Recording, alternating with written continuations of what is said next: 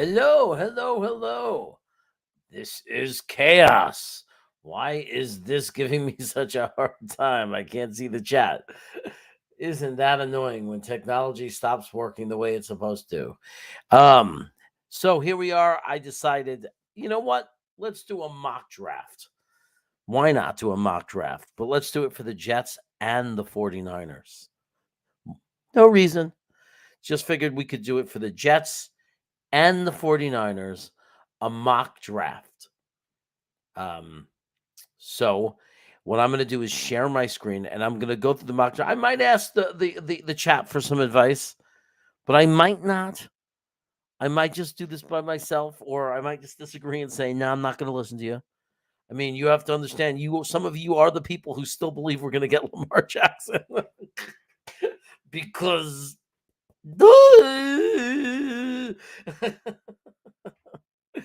it's like I got it. Patrick Mahomes. We should trade for Patrick Mahomes. He's not happy. There's no way we can't get him. If we offer them enough, we can get Patrick Mahomes. You know what I'm saying? I'm trying to live in the real world today. The real world. The real world is we might get. There's a chance we can get Aaron Rodgers or Derek Carr. I think Derek Carr is more believable because there's like a clear path to Derek Carr because the Raiders are going to release him or trade him, and we know that. So somebody's going to get Derek Carr. Aaron Rodgers is a little trickier because Green Bay signed this insane contract with him that's kind of like golden handcuffs. So it's really, really kind of a hard to imagine scenario. But the reality is that if Aaron Rodgers and the Packers really want to part ways and they both want it, and Aaron Rodgers decides he wants to be a Jet, it's always possible for that to somehow happen. I'm not really sure how. I don't know the details of how they get out of it, if there's a way out of the dead cap space. I don't know if he has to retire or agree to avoid his contract. Maybe he could walk out on his contract and void it after working out a deal with the Jets. I don't know.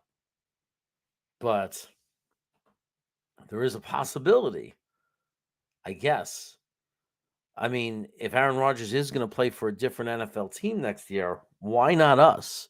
I mean, we fit his description of what he wants. I think we're not really in a rebuild or doing a rebuild anymore. We're kind of coming out of the rebuild in a place where we want to compete and be competitive. So why not us? Why? It would be a great fit for a year. Think about it. If he came here and we only had a lock in for 1 year, maybe a second year option. I don't know, but let's just focus on 1 year. You put him. Our defense is pretty good defense. Aaron Rodgers, Breece Hall coming back healthy, Garrett Wilson, Elijah Moore, some good tight ends. Tight ends are okay. I don't know. Offensive line comes back healthy. Maybe we draft an offensive lineman.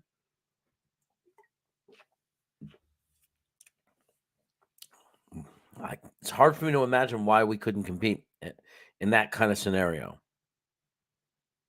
Hard to imagine. And then Derek Carr is just not a little bit of a harder path, of believability, whether we can win with him or not. I don't know. It's debatable. But if, he's a clear upgrade. If we would have had Derek Carr playing quarterback, there's a lot of woulda, couldas. But, like, imagine the team we were when AVT and Breece Hall were healthy. Now, imagine it better than that. Because next year we're going to come back. Becton hopefully will be back. We're going to draft the tackle. AVT will be back. So imagine a healthier, better offensive line with Breece Hall, Michael Carter, Bam Knight, Garrett Wilson with more experience, Elijah Moore with a competent court, because Derek Carr's competent, could throw to him. I don't know. Suddenly it's believable that we're really a true competitor. I mean, we beat Buffalo without him, without Derek Carr, with just Zach. And then we played them really tough with Mike White. So I don't know. It's hard. I'm running out of reasons or arguments to sit there and say that we can't dream. If we had Derek Carr, that we can't dream about making a serious push for a championship. I don't know why we wouldn't be able to. We were playing at a very high level at some point last season. Now, I understand Brees Hall might need over a year to come back. He might not be the same, but that's not a guarantee either because Adrian Peterson set a rushing record after an ACL. So it's not a fact that Brees Hall won't be back and effective. I think he's going to end up on the PUP list, on the PUP list, and not play till week 7, or I think that's a strong possibility because I think it's going to be close and they're going to err to the side of caution, especially if the offensive line is healthy.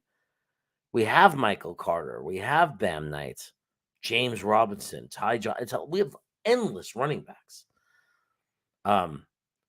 But, I mean, don't get me wrong. If Brees Hall was to come back and be perfectly healthy by camp and going crazy and doing everything right, then, of course, we're not going to put him on the PUP list. Doesn't make any sense. But yeah, I mean, my thing is, it's not just no question we're in the playoffs with Carr. In my mind, I believe that too, unless our defense goes to shit, which I don't see why it would.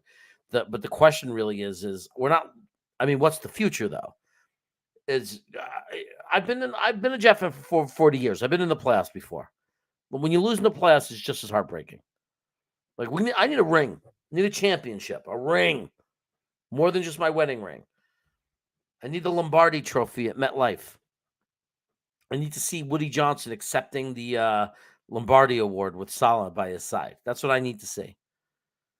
I think that, you got to walk before crawl before you can walk. So, yeah, you got to be a playoff team. But I would like to think that there's a chance with Derek Carr that we can compete for a Super Bowl. I mean, we were getting in our heads we can compete this year before all the injuries. Now imagine with Derek Carr. Healthy offensive line, Derek Carr. Depending on what happens in the draft, we could be a much stronger team. I mean, what if we end up with Broderick, and Skinner, whatever, the safety, and we end up with a better safety, or I don't know, better center, right? We take Jingle Schmidt. I mean, it could be pretty good. And let me tell you something. If we draft a tackle that's like a stud with the 13th pick and he comes in and we were to get Jingleheimer Schmidt as our center, and Becton came back with AVT and the offensive line was that good, and the only thing we have left is left guard to worry about with Laken Tomlinson, surrounded by great players.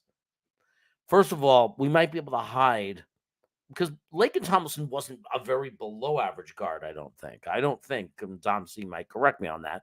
I think he just didn't perform to his contract, but he wasn't, it's not like he was not serviceable. He's not McGovern. Not McGovern. He's not Van Rotten. Like, he's not an unserviceable guard. He's just a disappointment because we're overpaying him. I see somebody talking about Dwayne. Dwayne might come back, but if we draft a stud plug-in left tackle and Becton comes back healthy and blowing people away, I don't see how Dwayne Johnson. Dwayne was drafted to be a swing like a backup. That was the idea. Imagine Mitchell and Dwayne being backups to Becton and some stud that we draft, and we have 4 capable tackles. That would be something. But Laken, we have Laken for 1 more year. You know what I mean? We're stuck with him. So get used to him. Hopefully, if you put better players around him, he'll be better and he won't be a detriment to the team. Hopefully, he'll be okay. Now, we're going to get into a draft. What does San Francisco need? What do the 49ers need? I think the 49ers have a great offensive line. Not that you they could use a new center maybe. So look for that. The Niners might try to grab a center. And the Niners would definitely grab another cornerback. They could use help in their secondary. So look for the Niners to do that. That's why they might not be a threat to the Jets, because I think that early on, I think they'd love to get a stud cornerback at this point. Because if you look at their team, they got a really solid team. They got their running backs, they got their wide receivers, they got their tight end, they got, they're pretty strong. So when you look to the defense, they'll always take edge if there's an edge type guy. They will. So they would definitely consider that. They would definitely go cornerback, I think, and bring in a stud cornerback. So that's what they're looking at. We're looking at offensive tackle. We're looking at center. We're looking at safety. We're looking at linebacker and defensive tackle. There are 5 areas for us to get better. I don't think we're gushing blood on defensive tackle. We have to see what happens in the offseason. And I also do think that one thing that needs to be talked about more is the consideration of moving JFM to the inside. So that's a possibility. Michael Clemens is a guy who can move to the inside, I think. The little bit that he did, I thought he was fine. So there's some flexibility there with some of our players currently on the roster. We got to see who we're going to bring back. Linebacker, it's the bit. I think we need a linebacker. The problem is that some people are arguing, no, they think that they're going to be good with just going back with Quan and Williams. But, they're both free agents. You got to sign them. So, obviously, we got Mosley in the middle. And we got Sherwood, who unfortunately only seems to be able to play in the middle, which is very unfortunate. Because I feel like we're wasting Sherman behind Mosley. We got to get both guys. We got to get both these guys on the field. So it would be great if we can get Sherwood onto the field somehow.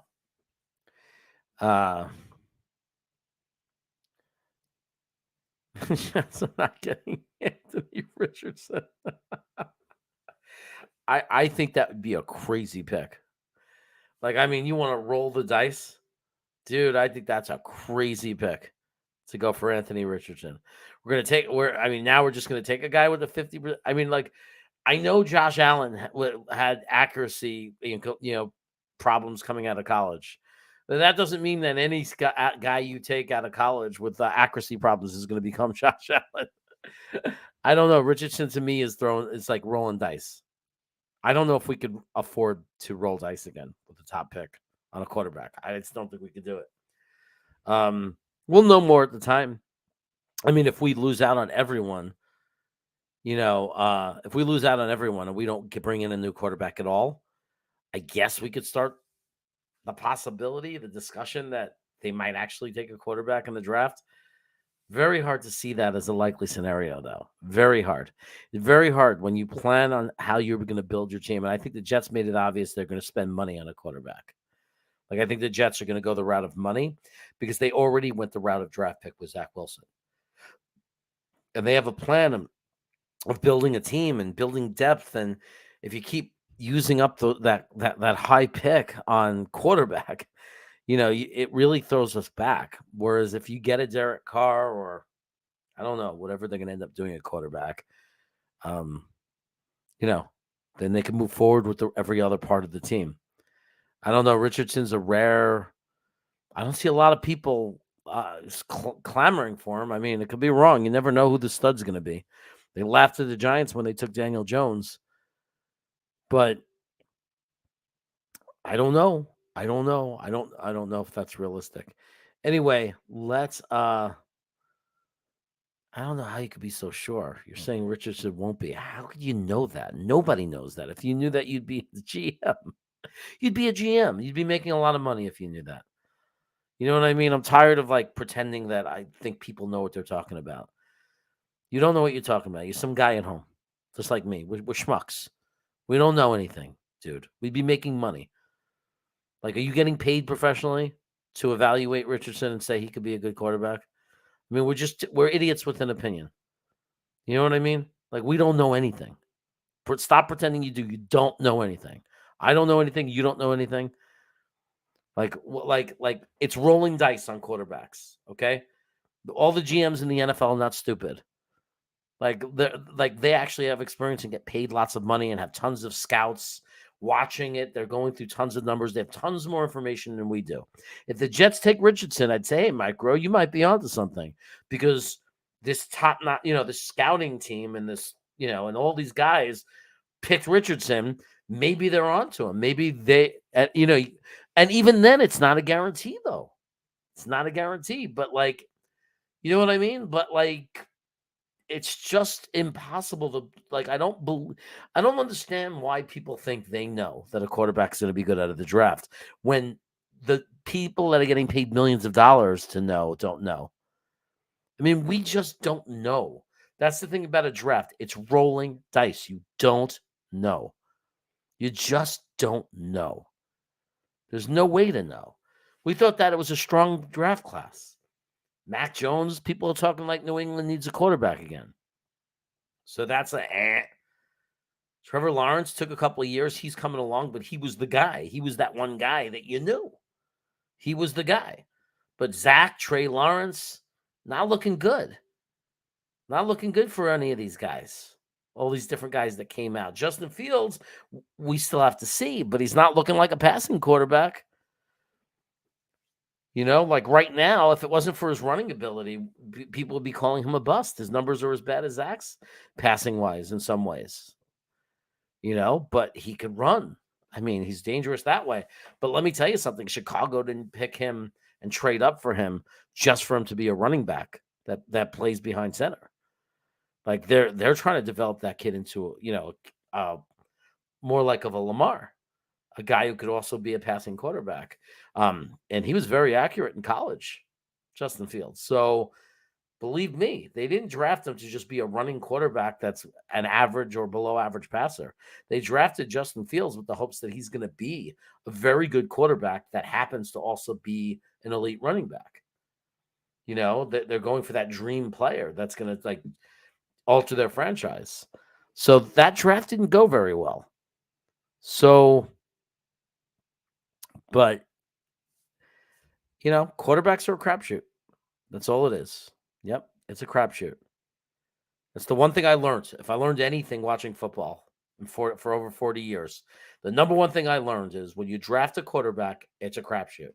Now, sometimes there's like an Andrew Luck type guy or a Trevor Lawrence, and it's much easier to be right, but not if you're a Jets fan. So get it out of your head. For us, it's always going to be a crapshoot. But anyway, let's get to the draft.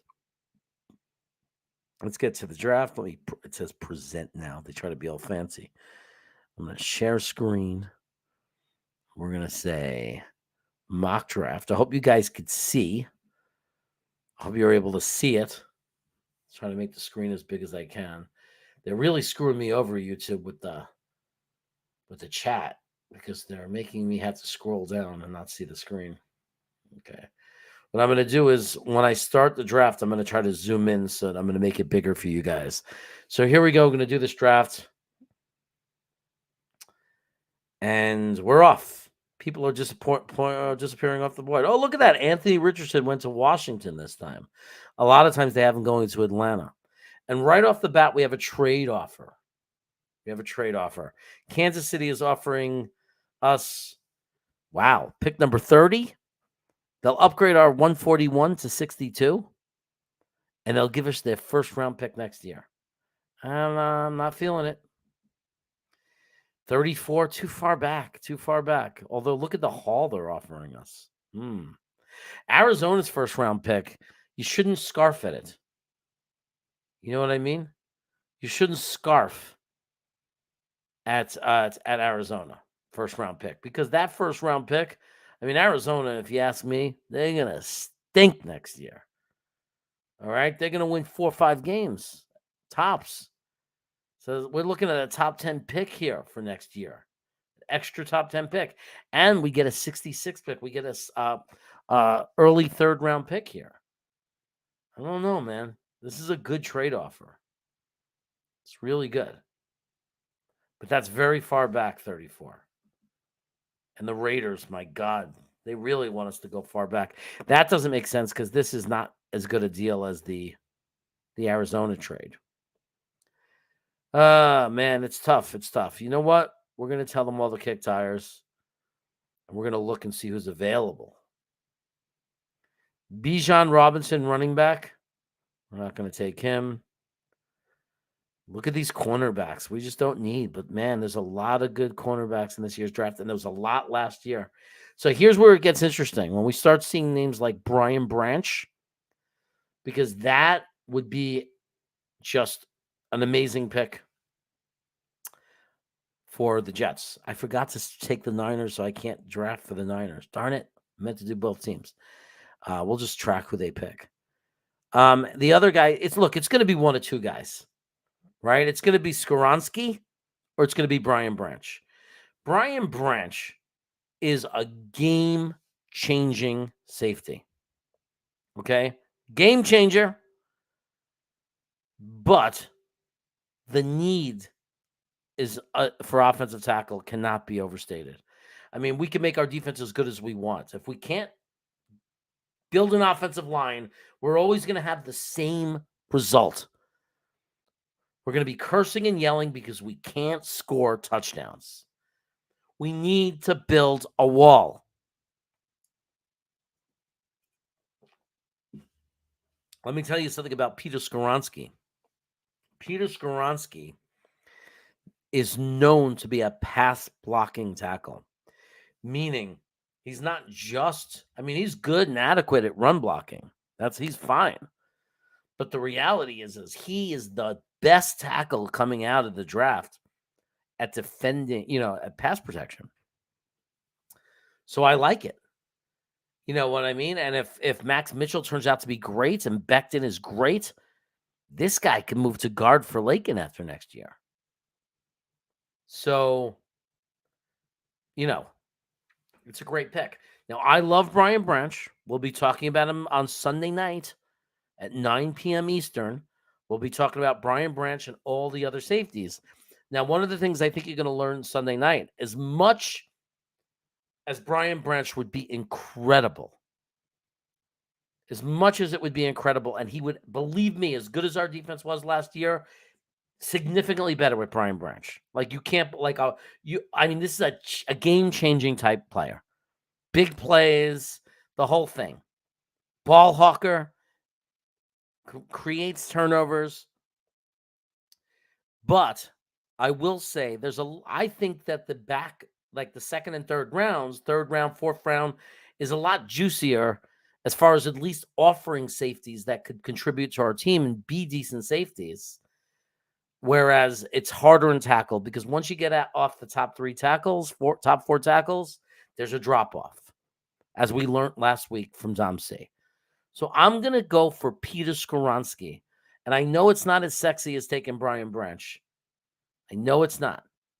But at the end of the day, it's the smart thing to do. Build the wall. So I do that.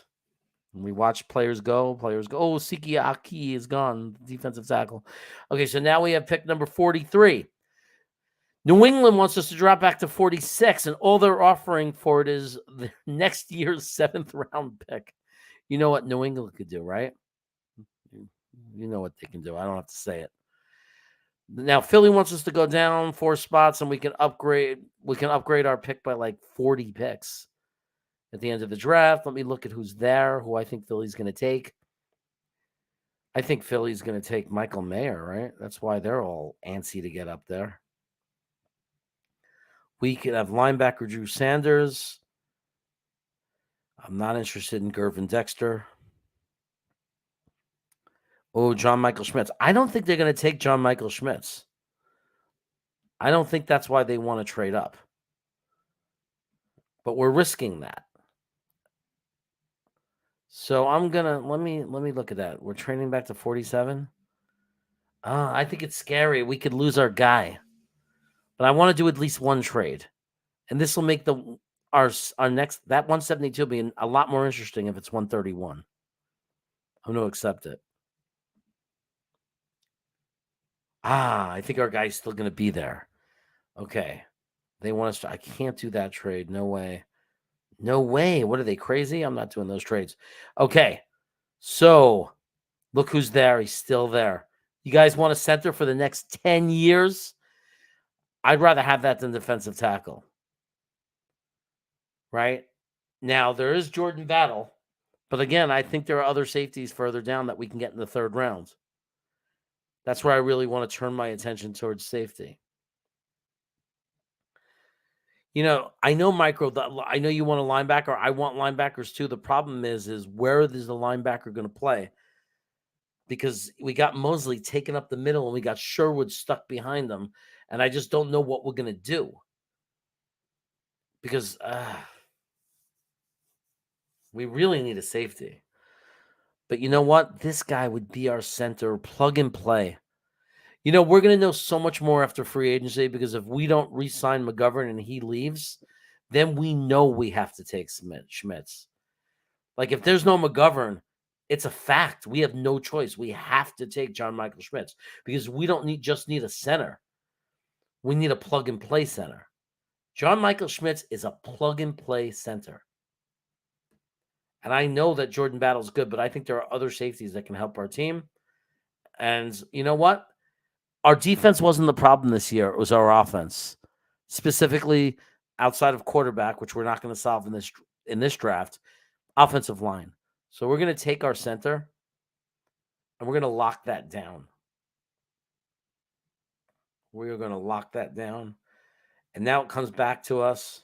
Now we've taken a tackle and a center. And by the way, one of the exciting things about the tackle and the center that we took, I'm not going to do a trade, is that we got one of the best offensive tackles. I personally think that Peter is the best offensive tackle for us in the draft. Like he's the one I want. And then we got the best center in the draft. So I love sticking to that pattern. Like JD does that like last year. Like top guys. He took the top running back. He took one of the top tight ends. He took the top cornerback. He took one of the top wide receivers. Like all of our draft picks are like top guys. JJ, one of the top edges. Like all of them were top 4 guys for their position. And right now we're on course to do that. We're doing that right now. So here's a defensive tackle, but I just don't think the need is there. Now here's a linebacker named Ivan Pace. I want to see which linebackers are available.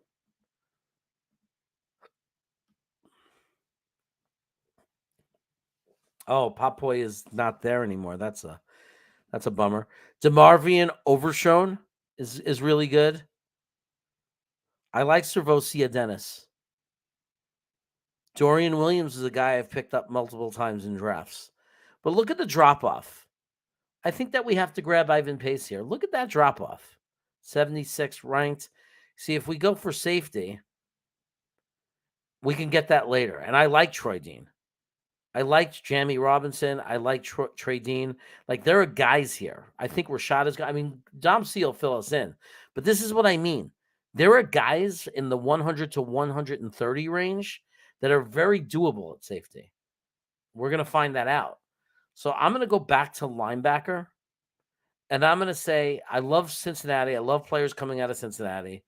He's friends. He's friends with what's his face? With Sauce Gardner. You know what I mean? I like that he lacks size because we like guys who are good in coverage. You know what I mean? But he dominates in the box. Oh, it says he's had his issues in coverage. We can't take him. We can't take him. I'm sorry. We can't take him. We can't take a guy that has known issues in coverage when that's the kind of defense we run. Shoot. Okay, let's look at. Help me out, guys. What are we going to do? Let's look at the big board. We need to go back to the drawing board. Well, we could take a defensive tackle here if we care about value. Darn it. You have to go. Oh, Brian Young is still there. The problem is it's just reaching. It's reaching to take guys like that. That's the problem. It's not reaching to take Cansey, defensive tackle. 6 foot tall, 276. He's not big at all, but he has impressive body control. Huh.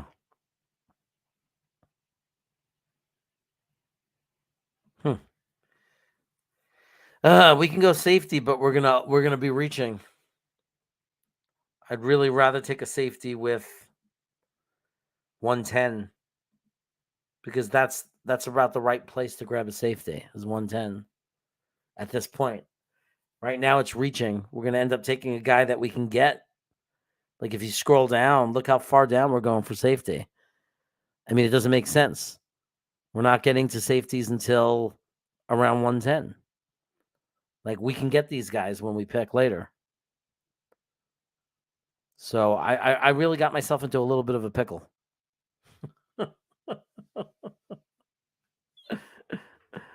I got myself into a bit of a pickle. You're saying focus on the offense. I see that twisted, but look what I got already. I mean, I can't go offensive line a third time in a row. I mean, I can, but there's no reason to. I mean, we shored up the line. We got a tackle. We got a center.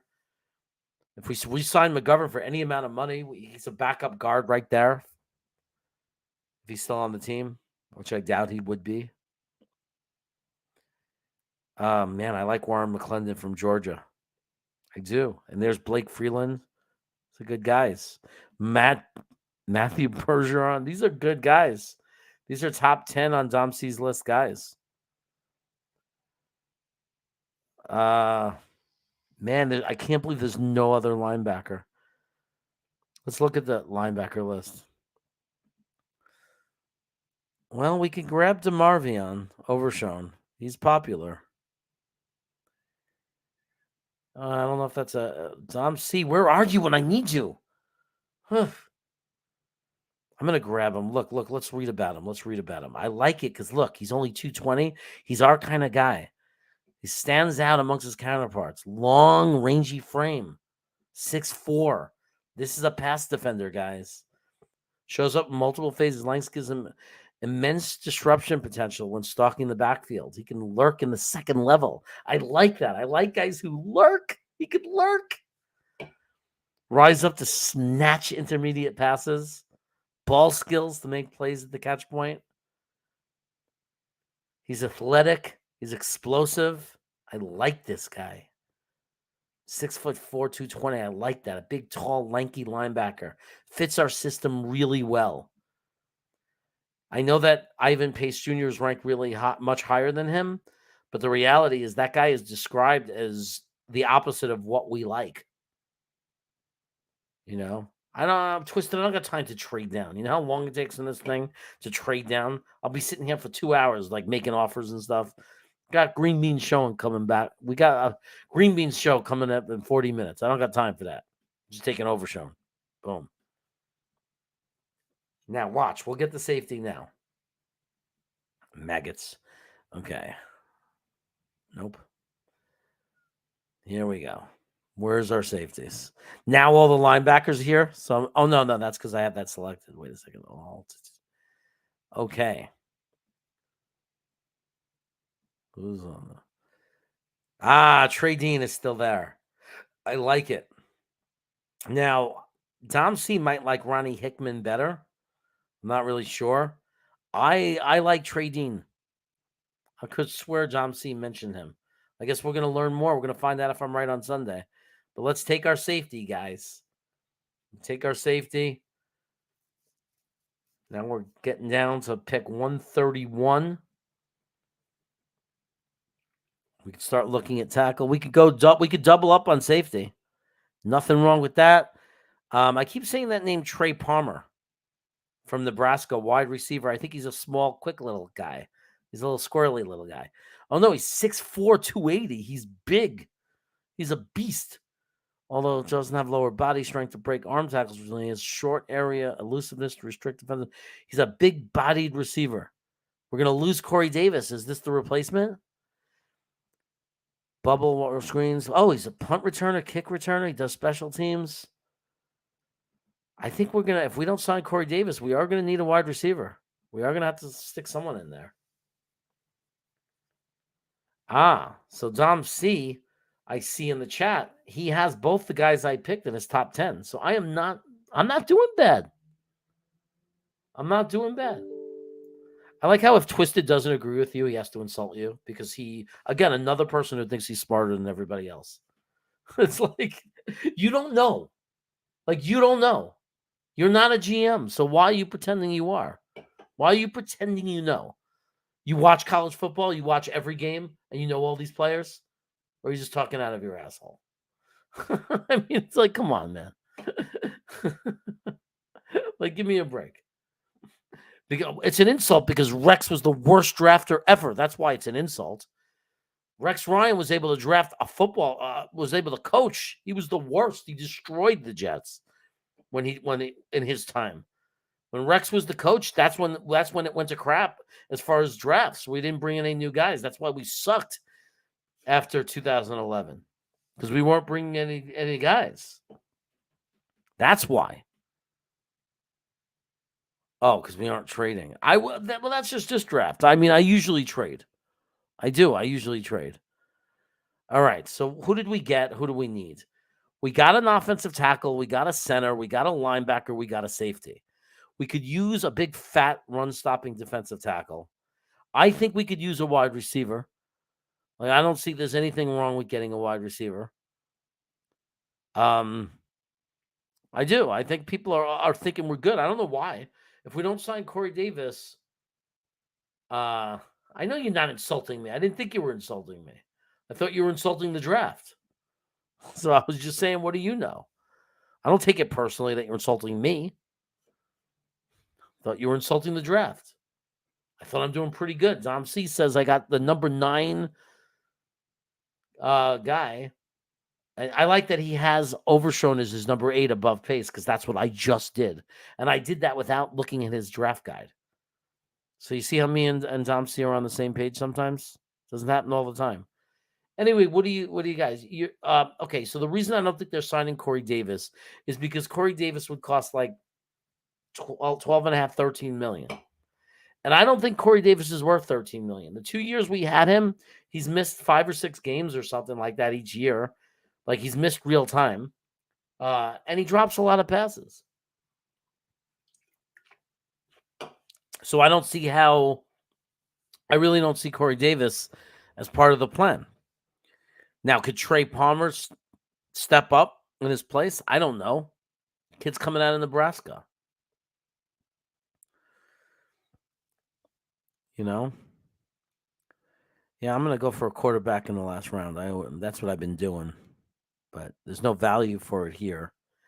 I like Jay Ward a lot. Tom C., you know Jay Ward from LSU? I thought he was good. Look at this guy, Parker Washington from Penn State. They seem to make good wide receivers, but he's small, 5'10". Do we need another small wide receiver? Who's this guy, Charlie Jones? 6 foot. Again, like, I don't know, man. If I'm going to go wide receiver, Mingo? I love guys named Mingo. 6'2", 225. I don't know about these guys. That's the problem. This is the part of draft this early in the draft season. It gets hard for me because we haven't went over all the players yet.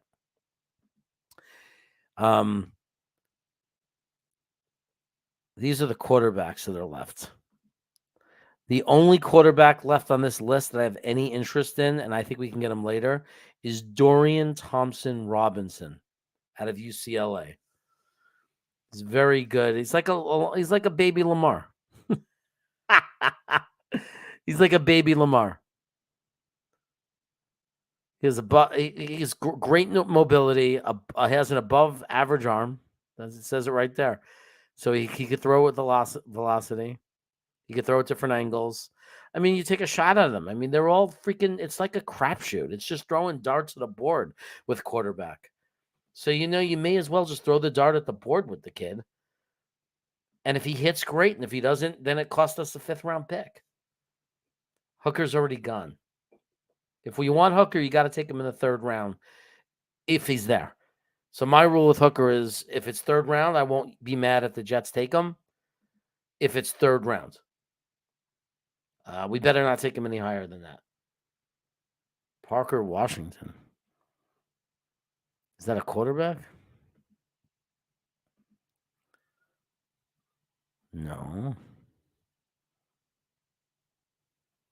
I don't see no Parker Robinson. I don't know what you're talking about, Dom. I don't know what you're talking about. Parker Robinson. I don't know what position. I know nothing. I don't know that name from a hole in the wall. I don't know what you're talking about. Okay, so here's what we're going to do.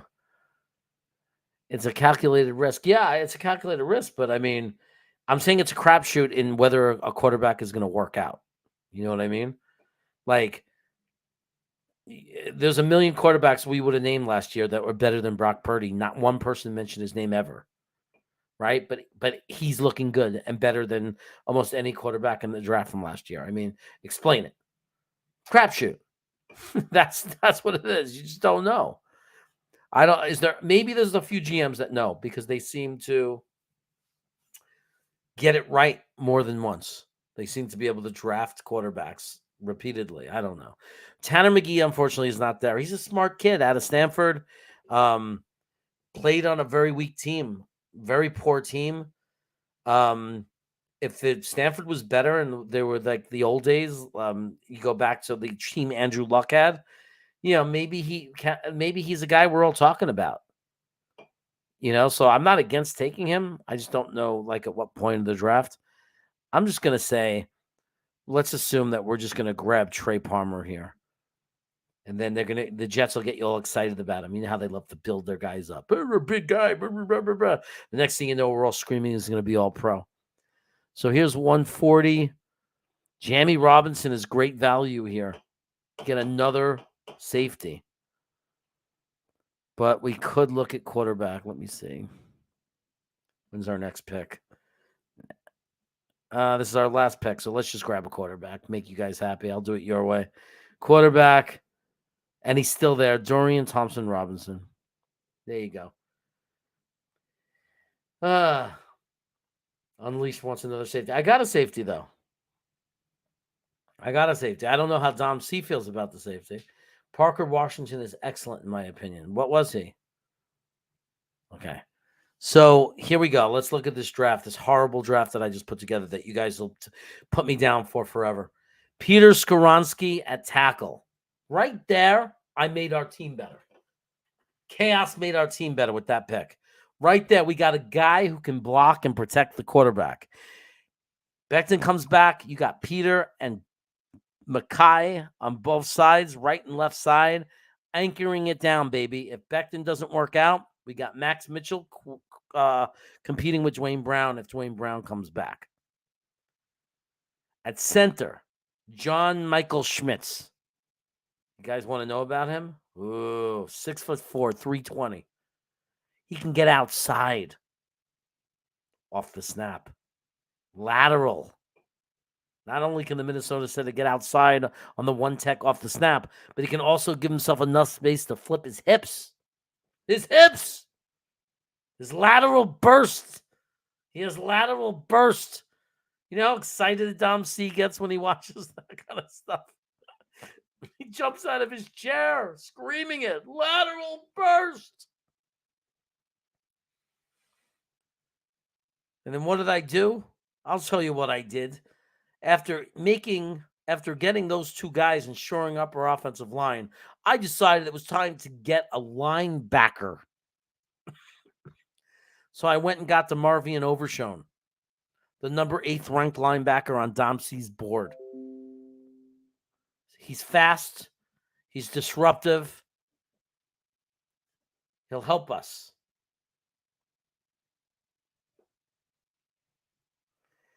Then, you're all making good points out there. Good points.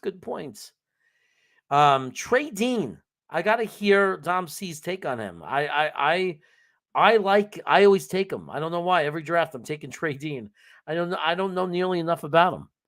But Dom C will clear that up if you're curious on Sunday night at 9 p.m. Dom C will enlighten us all and talk about Trey Dean. You know what? I'm doing him a disservice. It's not Trey Dean. It's Trey Dean III. His grandfather is Trey Dean. His father is Trey Dean Jr. And he is Trey Dean III. Now, I didn't realize I got a little crazy. I went 2 trays in a row. Now, this is a little bit of a crapshoot. You know what I mean? This is a crapshoot. I'm taking a flyer here. I'm taking a shot. Throwing the dart at the dartboard. I see a big-bodied. Oh, wait a second. I see a big-bodied wide receiver, and I'm going for it. Okay? I like it. I like jet sweeps. Jet. Maybe that's an omen. He returns punts, returns kicks. He's an athlete.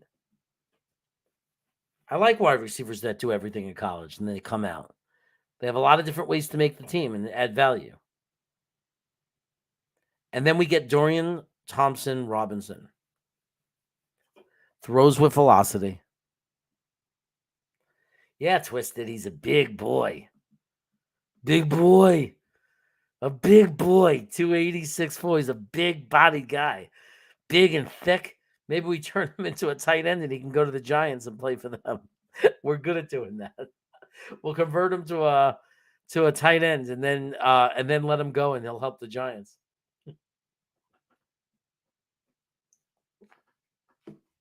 Anyway, that's it, guys. My lousy, crappy draft. But if we get Roman as our offensive coordinator, that guy will fit right in, that big wide receiver, Trey Palmer, because he doesn't like throwing. He doesn't like including wide receivers in the offense. He likes throwing to tight ends. So Trey Palmer could be more of a tight end.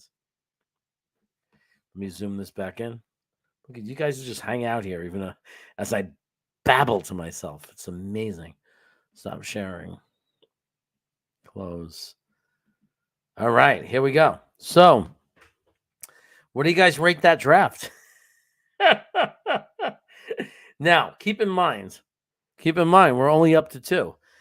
When I get to like my 30th mock draft, I'm like an expert. I know every player. I know how to play the board. I know where I could trade down to. I get really good at this stuff. Right now, because the Jets were in it to because the Jets were in it so long into the season, here it is in January, on January 20th, and I have no idea yet. Like, I know the first 2 rounds. I'm like 2 rounds. I'm starting to learn the 3rd round. After that, done. But I could do like the first 3 rounds. I got that down, thanks to Dom, because I know all the tackles now, so I know where I can grab a tackle anywhere in the first couple of rounds. And I know the center that's usually there in the 2nd round. I know a couple of defensive tackles, and I know a couple of the linebackers that are there. Sometimes in the 3rd, Campbell, Papau. That's the one I want. I want the guy Powie, or whatever his name is. Dom C will tell you why when he does linebackers. Fastest linebacker coming out in the country. Fastest linebacker this side of North Carolina. Don't ask me where that came from.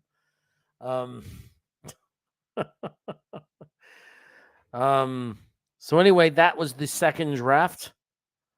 And I'll tell you what, it's really hard. If we get that guy, Peter Strzonski, or whatever his name is, or Brian Branch, it's going to be hard to ruin the rest of the draft for me. Like, it's going to be hard to ruin the rest of the draft because I'm going to be really excited about, like, we're going to be a better team if we do that. If we get one of those 2 guys, like that, that's like another. To me, they're going to be like impact players, like Garrett Wilson and Sauce Gardner and Sauce Gardner is going to be a future Hall of Famer, but you know what I mean. Like, it's an impact player. It's a real guy. Like those 2 guys. Brian Branch will be a real guy. Like, how Brisker was a real guy for Chicago. They were really excited about him before he got hurt. That's what it's going to be like. I think I compare him to Minkah Fitzpatrick. And the reason I make that comparison, shut up, Tom C. The reason I make that comparison, he's not even talking, but I know if he sees this or he's listening, I know what he's thinking. He's going to give me all the reasons he isn't. That guy has this much muscle mass, and he plays the weak, the weak, the whatever. I don't care. He reminds me of Minkah Fitzpatrick because he's the quarterback of the defense. All right, like Minkah was. Like, for Alabama, he was the guy. Like, Alabama's big. It's not just the talent that Alabama has to replace. Every year, Alabama has to replace. Not just forget about the talent because they have talent everywhere. They have to replace the leader. Like, who's the new leader? Who's the new coach on the field? The guy that's making it all happen. Now, 2 times that I can name for sure, Alabama, that player on defense was a safety. Years ago, not that many years ago, it was Minka Fitzpatrick. And now this last year was Brian Branch. Okay. So that's why I compare him to him, because he's a safety that's not just super talented, that could play in the box or pass defend, that's ball hawking, that has a sense of where the ball is and how to get the ball. Aside from having all those good attributes, he's super smart and he's a leader. So we're talking about getting leaders on every level of the field. You got Reed and Gardner, right, on that cornerback level, on the secondary already. You bring in a guy like Brian Branch, you're just adding to the intelligence of our defense, right? You got Mosley in the middle. He's super smart. So one good thing is he's a leader. He's the captain of that defense. He's the quarterback of that defense. So at every level, you're talking about solid, smart players. On the defensive line, I don't know if we lose Lawson, who becomes the smart player on the defensive line. I mean, Quinnen Williams, hard to imagine he's not smart when you look at the plays he makes and the way he plays. He's a smart player. I don't know who the leader of the defensive line is. Like, who's the guy on the defensive line? Who's the leader of the line? I mean, there's plenty of manliness. I mean, like Michael Clemens, we got a legend on the line. It's toughness and strength. But who is the defensive line leader if Carl Lawson is gone? Who's the guy that's doing the talking? Who's the guy that's telling the other guys, getting on the other guys, encouraging the other guys, correcting the other guys? I mean, I think Quinnen Williams showed that when they showed him on the sideline screaming at the coaches. And you know what? It's like I'm starting to understand, like, our players, they have good character. They were getting frustrated, the players, with this young coaching staff. They were. Elijah Moore definitely told LaFleur basically to, go F himself, because he could see he didn't know what he was doing. He's like, you don't know how to run an offense. You can't get me the ball. I'm wide open. You can't get me the ball. Something's wrong with you. I hate you. And so he was pissed off. Mims was frustrated because they're like destroying his career, giving him no chance. And then that one, we're like, oh, it's more Mims. So, okay, so maybe that's not as much ammunition. But then when you see Q Williams on the sideline screaming at them and telling them off, you're like, man, these coaches, do they even know what they're doing? The players are sitting here trying to tell him what's up. And he was right, because look what our defense did after that. Tony Alexio comes in and he says, we want Todd Monken for offensive coordinator to use his aggressive approach to win. I love how detailed Tony L gets. So we could use his aggressive approach to win. And I'm sure that aggressive approach will include Strevler packages. He's a college coach, but he's really good, right? So I don't know. I trust who they're going to sign. Like, whoever they bring in as their offensive coordinator, you have to trust. There's nothing we could do about it. We could sit here and give opinions all day, but at the end of the day, we just have to trust what they do. We just have to trust the person they bring in. There's not much more we can do than to trust, to hope. I don't know. I mean, there's a lot of good choices out there, but there's also a lot of competition right now. There's a lot of teams looking for offensive coordinator. So we can't lily-lally or dilly-lally or lily-dilly. We can't Buffalo Jets fan this. He looks like a big lily-laller, dilly-lower, I don't know why I'm saying that. He just comes off that way. Dilly-dally. No, he's not a dilly-daller. He's a go-getter. Who dilly-dallies? Who can we make fun of right now? Who dilly-dallies? Please no Hackett. I see that a lot of people don't like Hackett. I think people are judging him too much by his year in Denver. I don't think we should be looking at Nathaniel Hackett and basing his hireability on his year in Denver. I really don't. It's just different. It's different. He got a chance as an offensive as a coach because he was a head coach, because he was a good offensive coordinator, right? He impressed people as an offensive coordinator. If you can get him back as an offensive coordinator, that's where he shines. That's where he's good. What's wrong with that? Who cares what happened in Denver? But the problem with Hackett, here's the problem I have with Hackett. Because I know our toxic fan base. And if the first drive of the season, if we don't score a touchdown, he can't hack it. You know that's going to be 80% of the Jet fans. He can't hack it. I'm going to be sitting there eating a slice of pizza. He can't hack it, man. I knew he couldn't hack it. Like, that's going to be, like, it's just too, it's like destiny. You know what I mean? It's too much destiny. Like, you just could feel it. Like, you know for a fact that it's just going to end up being he can't hack it. You just know it. You just know it's going to go that direction. It's like there's just no doubt in my mind. We're the Jets. You can't hire a guy named Hackett. You can't give us that pun. You can't give that to New York Jet fans. You can't. We're going to be waiting to say it. He's not even gonna have to mess up all spring. It's gonna be coming out. He can't hack it. I'm telling you, I'm predicting he can't hack it. And then at like preseason game, we don't score a touchdown on the first drive. I knew it. We can't hack it. He can't hack it. Like, that's all we're gonna talk about is he can't hack it. He can't hack it. And then they're gonna say, and then it's gonna be like the theme of the season that he has to go. He has to go. And we'll be serious about it. Like, oh, fire another. Let's just fire the offensive coordinator every year until one sticks. It's typical Jets. But who is the You're welcome for the great entertainment. So who is it going to be, though, if it's not Hackett? Okay, it could be the Monken guy, right? Monken. I'm trying to think of what they'll do. With him, it's going to be like send him to Duncan. Send that Monken to Duncan. That guy's offense is like a Dunkin' Donut. It's a big O. Duncan Monken. That'll be the nickname for him. First time he doesn't score. That's what I'm telling you, we're the most toxic fan base. So you got to consider names. You got to consider what is the guy's name before you hire him. Like LaFleur, they should have thought it out. Of course, it was going to be LaFraud. Of course, there was no question it was going to become that. Right? There's no question. You got to hire guys like Ulbrich, like your defensive coordinator, right? Because that's hard to make fun of that. You can't really. There's no easy jab you could take at him.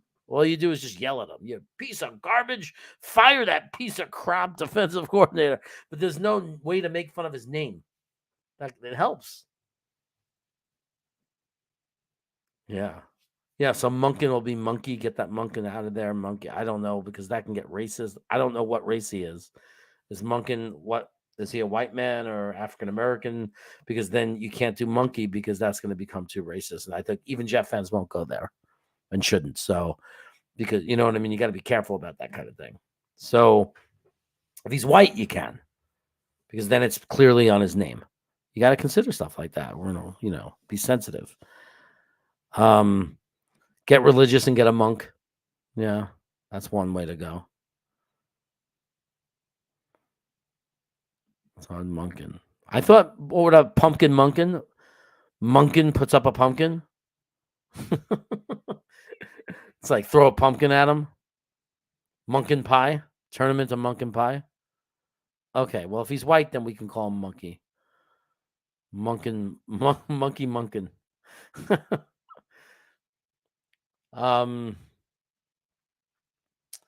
Yeah, I'm trying to think who are the other candidates. I know there was the tight ends coach for New England cracks me up. Like, why would we talk? The tight end coach for Miami, for New England, the tight end coach for New England, we interviewed him. This is so stupid to me.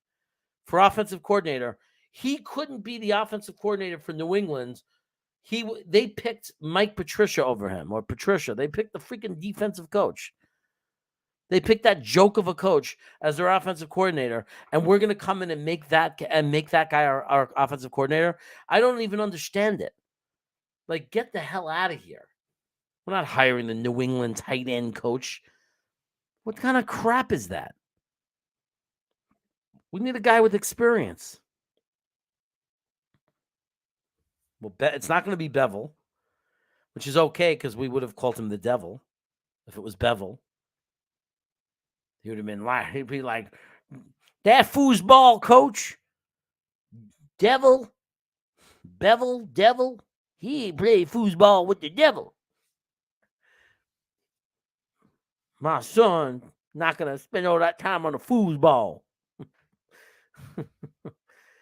Who else? Who else could it be? Offensive coordinators. Let's think. Offensive coordinators. Jesse Lopez. Let's go Niners. Yeah, the Niners. They're gonna have. I'm sorry I messed up and I didn't do their draft because the Niners. There's a lot of cornerbacks. So I'm wondering. This is a really good time to select a cornerback, and the Niners have such a solid team. To me, that's when you have the luxury of going early for a cornerback for sure. You know, I don't know what else anybody would think the Niners need. They got wide receivers, they got running backs, they got tight ends, maybe another tight end, a young guy to groom behind Kittle, maybe. But I wouldn't go first round, right? Second, third round on a tight end. So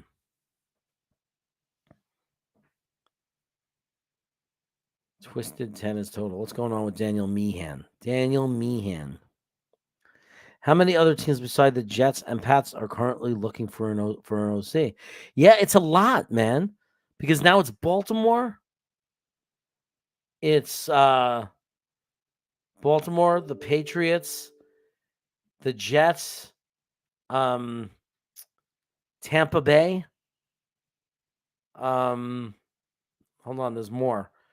Who fired their coach? Denver. Because Denver fired their coach, so I think they need an offensive coordinator. That you have to consider that because when they hire someone, that someone's going to have to bring an offensive coordinator. Just as I said that, I see an O'Leary advertisement pop up saying, "Who's the next offensive coordinator?" I'm trying to think of who else. There's other teams too that need an offensive coordinator that just let people go. Tennessee, right? No, Tennessee. Do they? No. Who let go of their offensive coordinator? Someone. Somebody else did, not just Tampa. Forgetting who. Help me out in the chat, guys. But there's other teams, trust me. There's a bunch of teams that need an offensive coordinator. Yeah, we got the Patriots. I already said them. Chargers, that's right. Chargers, Rams. Rams and Chargers. That's right. Thanks, guys. Good stuff. Let's see. I think I see a super chat. Tony Alexio with the super chat. Thanks, man. We want Branch for safety. Our secondary will be second to none. Sign Brady or Carr. I really cannot. I really can't be against Branch as much as I want to tackle. Brian Branch is the one exception. If they take Brian Branch instead of taking a tackle in the first round, I'd be a little shocked if they took him at 13. That would be a reach unless he moves up in the boards. By then, Branch might be projected to be a top 15 player. But it's very hard for me to complain if they end up with him. Really, he's really special. He's a special player. But thanks for the super chat, my man. I appreciate it. Raiders, Bears. Well, the Raiders have their coach, so I don't think they fired their offensive coordinator. The Bears, I don't think they fired their offensive coordinator, did they? Someone is saying Joe Lombardi. The one thing you got to watch out for that is he ain't no Vince Lombardi. You know what I mean? He ain't no Lombardi. Lombardi's not getting us the Lombardi. Or it could be Joe Where's the O. So you got to think that's going to be a problem, probably problematic.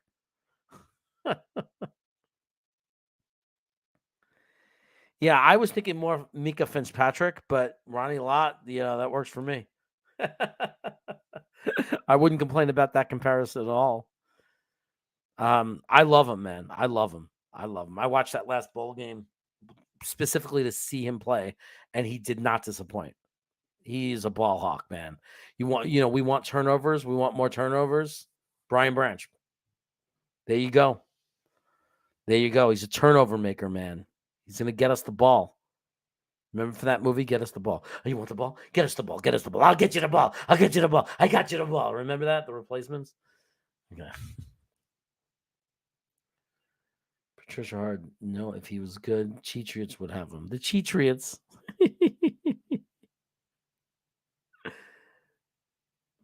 They would have kept him.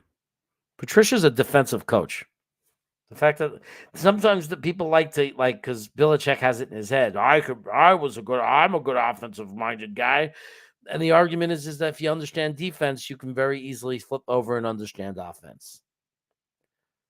But I don't. You have to be able to call the plays though and have a feel for it. To me, experience means something. I can't stay on Twisted. We got Green Bean coming up in 9 minutes. I gotta get there and help produce that show. You know what I mean? I have to go soon. I did my draft. For those of you who missed it, let me share screen. Let's see if I still have it open, and I'll share it with you one last time. Present, share screen, draft, share. Here it is. One final look.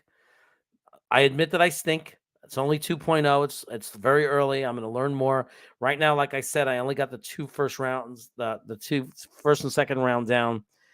I do not hate this DeMarvion Overshown pick, though. I don't hate it. We did it because the positions didn't work. I mean, I didn't want to reach for a safety. And I got the guy I would have taken at 110, so it was the right move. But we address a lot of things here. We address tackle. We address center. We address linebacker and safety. We bring in another wide receiver, which I don't think is far-fetched. There are people who want us to go early on wide receiver. So, what do I think is Roman is OC? I'll answer that in a second. And then Dorian Thompson-Robinson, quarterback from UCLA. I don't think it's wrong to grab a quarterback in a fifth round, fourth round scenario to groom. I think that you have to do it sometimes. And then sometimes you get lucky, a miracle happens. And I like that kid. The kid's good. So here's what I know about Roman from my little Twitter chats with my friends. The issue with Roman might be he's very good at designing a running offense. That's great. He hasn't been very wide receiver friendly. So Elijah Moore and Garrett Wilson, Elijah Moore and Mims have been through a lot. Now you're going to bring in a guy who loves to throw to his running backs and tight ends. So it could be a little bit of a mismatch, like a bad match. I don't know. But I'll just leave it at that. Guys, I got to go. Sorry.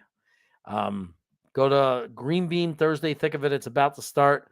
And I'll catch you later. I'll leave you with this.